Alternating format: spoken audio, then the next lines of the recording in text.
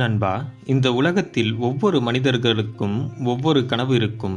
தனது கனவே லட்சியம் என்று தேர்ந்தெடுத்து அதை அடைய முயற்சி செய்யும் மனிதர்கள் மிக சிலரே. பலர் இந்த சமூகத்தின் தாக்கத்தினால் தனது லட்சியத்தை கைவிட்டு ஏதோ கிடைத்த வேலையை செய்து தனது குடும்பத்தை காப்பாற்றுகிறார்கள். அது தவறு அல்ல. ஆனால் தனது லட்சியத்தை கைவிட்டு அதற்காக நாள்தோறும் வருந்திக் கொண்டே இருக்கிறார்கள். வெகு சிலரே வாழ்க்கையில் போராட்டம் பல சந்தித்தாலும் தனது லட்சியத்தில் உறுதியாக இருந்து அதை அடைந்து கொள்கிறார்கள். அதில் எலான் மஸ்கும் ஒருவர். இவர் டெஸ்லா மற்றும் ஸ்பேஸ் எக்ஸ் போன்ற நிறுவனங்களை நடத்தி கொண்டிருக்கும் இன்று வெற்றியாளராய் திகழும் அவர் பல போராட்டங்களை கண்டு வந்த பிறகே இன்று வெற்றியாளராய் அவர் திகழ்கிறார். எப்படி அவரால் அது முடிந்தது?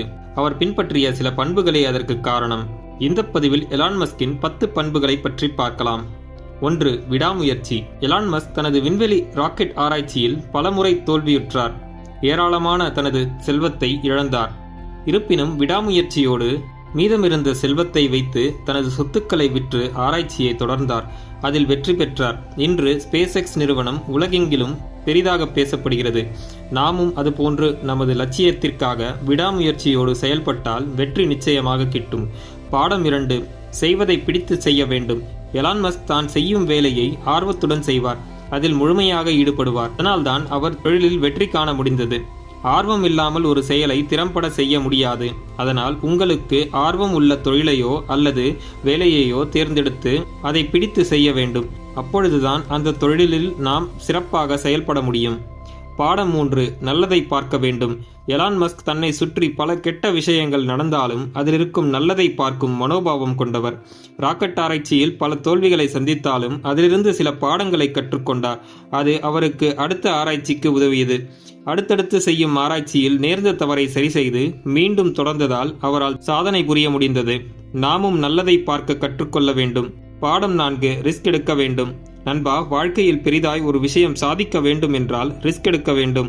இல்லையென்றால் சந்தையில் உள்ள மாடு போல் நாமும் 10ஓடு 11ஆக வாழும் ஒரு வாழ்க்கையை வாழ வேண்டியிருக்கும். நீங்கள் ஒரு சாதனை புரிய வேண்டும் என்றால் ரிஸ்க் எடுக்க வேண்டும்.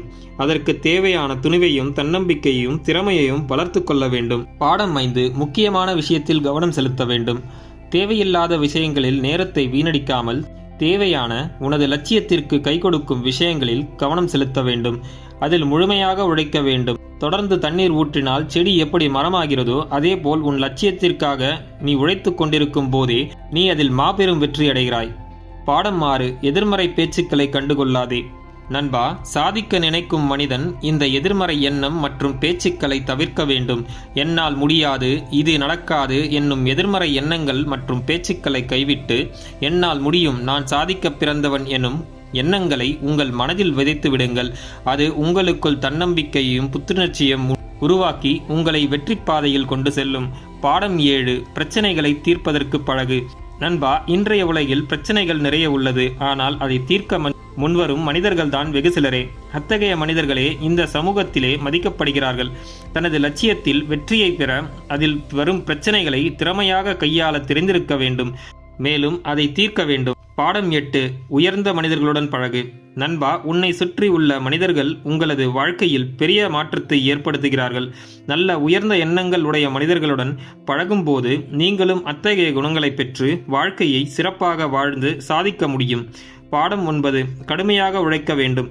நண்பா, உழைப்பு இல்லாமல் ஒரு விஷயத்தை சாதிக்க முடியாது. ஒரு குறிக்கோளை தேர்ந்தெடுத்து அதில் கடுமையாக உழைப்பை செலுத்திக் கொண்டே இருக்க வேண்டும். உழைப்பே கூலி தரும். ஒரு நாள் நீங்கள் விரும்பிய இலக்கை அடைவதற்கு அது உதவி செய்யும். பாடம் 10. தோல்விகளை எதிர்கொள்ள வேண்டும். நண்பா, தோல்வி நேர்ந்தால் துவண்டு போய் ஒரு இடத்தில் அமராமல் மீண்டும் மீண்டும் எழுவதுதான் முக்கியம். வீழ்வது தோல்வி அல்ல, விழுந்து கிடப்பதே தோல்வி. அதனால் தோல்விகளை எதிர்கொண்டு அதில் வெற்றி பெறும் முயற்சியில் செயல்பட்டால் உங்கள் லட்சியத்தை நீங்கள் அடைவது உறுதி. நண்பர்களே, மேற்கூறிய 10 பாடங்கள் உங்கள் வாழ்க்கைக்கு உதவியாக இருந்திருக்கும் என்று நான் நம்புகிறேன். இந்த வீடியோ பிடித்திருந்தால் லைக் பண்ணுங்க, உங்க ஃப்ரெண்ட்ஸ் அண்ட் ஃபேமிலிக்கு ஷேர் பண்ணுங்க. நம்ம சேனலை இன்னும் நீங்க சப்ஸ்கிரைப் பண்ணலனா சப்ஸ்கிரைப் பண்ணிக்கோங்க. நன்றி, வணக்கம்.